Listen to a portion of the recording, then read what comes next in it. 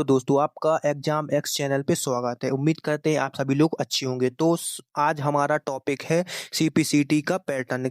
रोज के रोज दिन पे दिन सीपीसीटी का पैटर्न बदलता जा रहा है, तो हम जानेंगे कि सीपीसीटी का पैटर्न हर महीने कैसा है और क्या पैटर्न में चेंज आते हैं और किस टॉपिक का कोई क्वेश्चन की सबसे ज़्यादा वेटेज किस टॉपिक का रहता है। तो आज हम जानेंगे। तो चलिए शुरू करते हैं। आप चैनल को लाइक सब्सक्राइब शेयर जरूर कर दें ताकि नेक्स्ट टॉपिक में आने वाली वीडियो आप तक तुरंत जरूर और सबसे पहले पहुंचे। चलिए शुरू करते हैं कि सीपीसीटी क्या। आपको पता ही होगा कि सीपीसीटी क्या है। यह मध्य प्रदेश सरकार द्वारा एक ऐसी परीक्षा है जो कि सरकारी और प्राइवेट दोनों जगह ये इसका सर्टिफिकेट यूज होता है। तो आज हम जानेंगे कि इसका पैटर्न क्या कौन सा होता है, इसको फर्स्ट अटेम्प्ट में कैसे निकाले। कुछ बच्चे होते हैं कि दो बार तीन बार चार बार दे आते तब भी पेपर नहीं निकलता है। तो गाइस मैं खुद सीपीसीटी क्वालिफाइड हूँ। मैं बताऊंगा आपको कि सीपीसीटी कैसे निकालें और क्या कौन सा टॉपिक ज़्यादा पढ़े जिससे ज़्यादा क्वेश्चन आते हैं। चलिए शुरू करते हैं। तो जानते हैं सीपीसीटी का न्यू पैटर्न। आप जानते हैं हर बार पैटर्न इसका चेंज होता रहा है।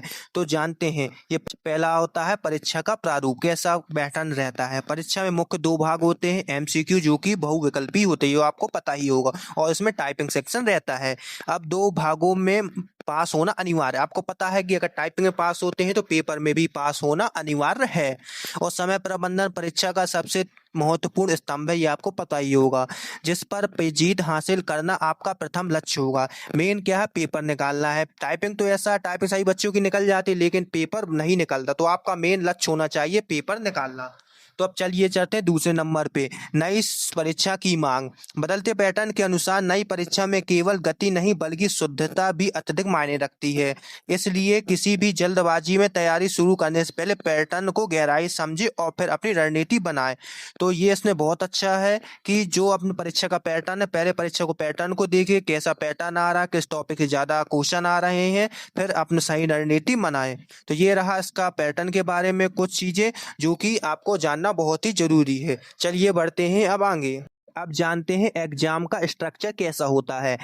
आपको पता है कि कंप्यूटर ज्ञान में सेक्शन में सबसे ज़्यादा प्रश्न एमसीक्यू से पूछे जाते, थ्योरी नहीं पूछे जाते, मतलब आपको टिक करना पड़ता है। इसमें कि एमएस वर्ड, एक्सेल, इंटरनेट जैसे से काफ़ी सारे प्रश्न आते हैं। मैं कुछ 2-3 महीने के मैंने पिछले 2-3 सालों के मैंने पैटर्न को एनालिस किया है। सबसे ज़्यादा अगर किसी टॉपिक का से क्वेश्चन का वेटेज रहा है तो सबसे ज़्यादा एमएस वर्ड, एक्सेल, इससे काफ़ी सारे क्वेश्चन मेरे को देखने को मिले हैं। अब टाइपिंग जानते हिंदी इंग्लिश दोनों भाषा में होती है, तो टाइपिंग भी आपको निकालना बहुत जरूरी है। ये टाइपिंग आपको प्रैक्टिस से निकलेगी, जितनी अच्छी प्रैक्टिस करेंगे उतनी अच्छी निकलेगी। अब इसमें आते हैं एक मेन चीज। अब इसमें एक पूछता है, परीक्षा में हर सेक्शन में अपना एक अलग और विशेष महत्व होता है, इसलिए परीक्षा क्रैक करने के लिए सभी सेक्शनों को संतुलित तैयारी करनी होगी। आपको पता होगा कि इसमें मैथ, रीजनिंग, जीके, जीएस सब आती है, तो आपको साथ साथ मैथ की भी प्रैक्टिस करनी होगी, जीके और जीएस की, ताकि हमारा ज़्यादा से ज़्यादा मैं नंबर अच्छे ला सकूँ। ये सिलेक्शन रोड मैप। अब आप इस रोड मैप को समझ ले कि मुझे ऐसे ऐसे करना है तो जरूर आपका पेपर निकलेगा। पेपर दो चीज़ों से निकलता है, पहला प्रैक्टिस और दूसरा सही रणनीति।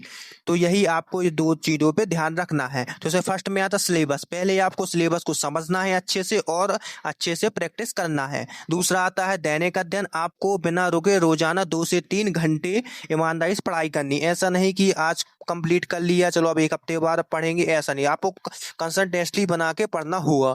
तीसरा आता फोकस। 2 विषय कमजोर लगे उन पर थोड़ा थोड़ा अधिक ध्यान दे। ऐसा नहीं कि कोई वो अपन को कठिन लग रहा है कि अपन को नहीं पढ़ना है, सभी विषयों को साथ में लेके चलना है।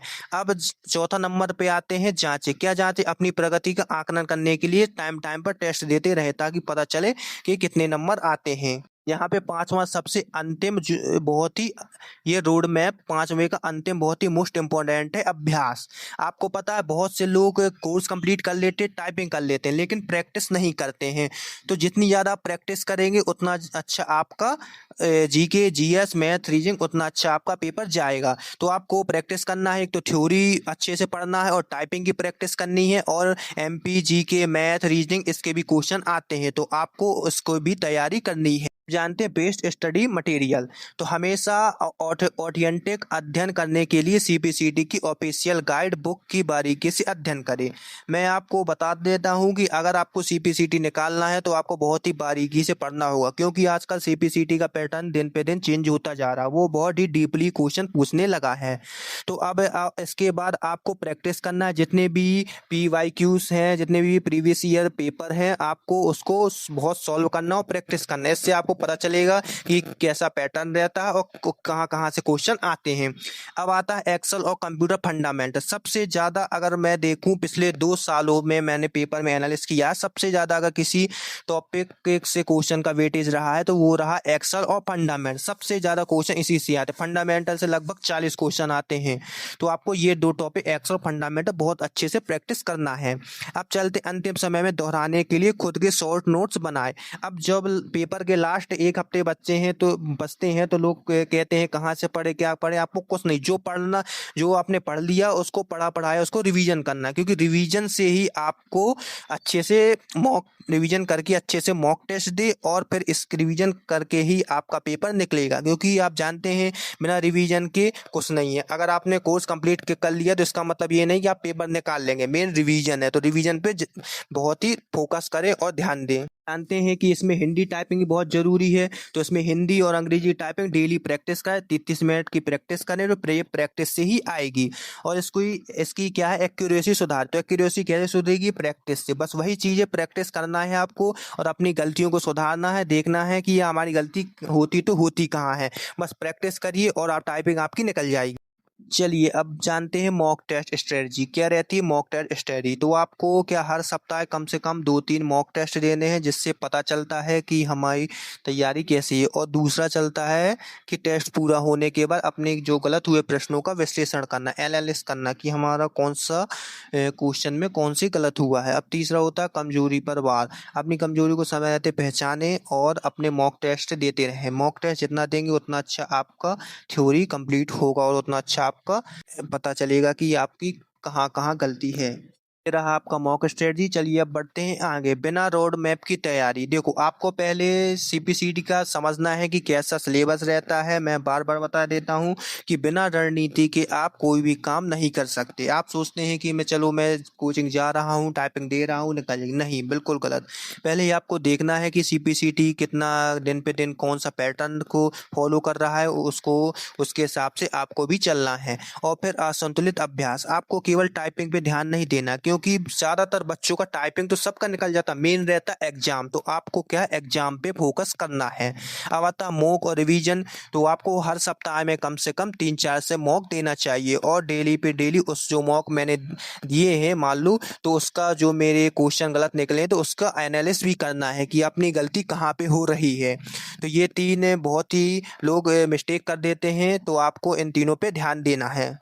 तो चलिए अब जानते हैं एग्जाम डे। अब 2-3 दिन पहले एग्जाम के दिन क्या करें।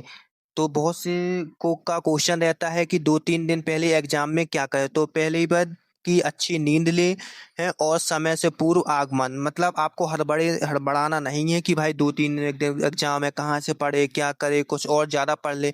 आपको कुछ नया पढ़ने की ज़रूरत नहीं है। जितना पढ़ा है उसका रिवीजन करें, मॉक टेस्ट दें और अच्छी नींद पर्याप्त लेना है और प्रैक्टिस करना है और अच्छे अपने जो गलत हुए क्वेश्चन को एनालिसिस करना है। रोजाना तो ईमानदारी से लोगों को अभ्यास करना चाहिए और खुद पर विश्वास रखना चाहिए। अब चलिए अब हम इस सेशन को समाप्त करते हैं यहीं पे। अब मिलते हैं नेक्स्ट वीडियो पे।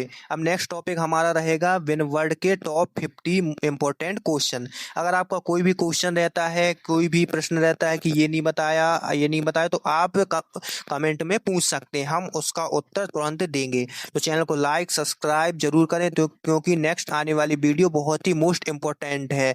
मैं नेक्स्ट वीडियो में बताऊंगा आपको कि एमएस वर्ड के टॉप 50 क्वेश्चन, जिससे कि आपकी प्रैक्टिस होगी और मैं न्यू क्वेश्चन नए पैटर्न के अनुसार लाऊंगा। तो चैनल को लाइक सब्सक्राइब और शेयर करें। धन्यवाद।